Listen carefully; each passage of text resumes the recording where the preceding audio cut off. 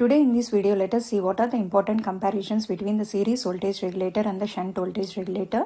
Now moving on to the topics, first let us see what are the comparisons between the series voltage regulator and the shunt voltage regulator. So if you see here, this is the comparison table between the series voltage regulator and the shunt voltage regulator. Now let us see the comparisons one by one. The first one is, in the case of series voltage regulator, the control element is in series with the load. So this is the block diagram for the series voltage regulator, in which we can observe the control element is connected in series with the load. That's why it is called as a series voltage regulator. Whereas in the case of the shunt voltage regulator, the control element is connected in parallel with the load. So this is a block diagram for the shunt voltage regulator, in which the control element is connected in parallel to the load. That's why it is called as a shunt voltage regulator. Second point is, in the case of series voltage regulator, the entire load current always passes through the control element, whereas in the case of the shunt voltage regulator, only small part of the current passes through the control element, which is required to divert it to keep the output voltage constant. The third point is, in the case of series voltage regulator, any change in the output voltage is compensated by adjusting the voltage across the control element as per the control signal, whereas in the case of the shunt voltage regulator, any change in the output voltage is compensated by changing the current I shunt through the control element as per the control signal. The fourth point is, in the case of series voltage regulator, the control element is a high current low voltage rating component,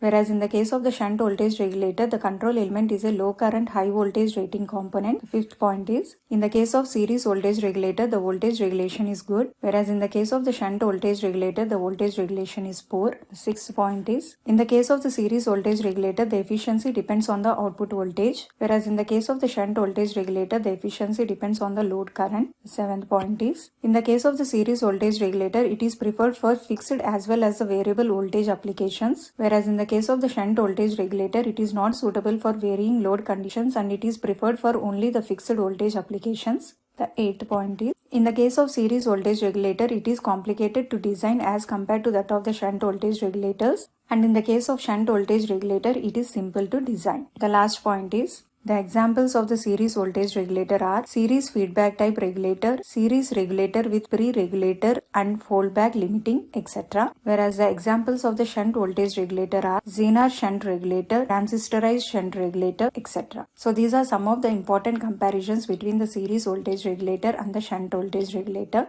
Finally, there is a quiz for testing your knowledge. Click on the link below so that you will be directed to the Google form quiz. Hope you like this video and understand the concept of what are the important comparisons between the series voltage regulator and the shunt voltage regulator.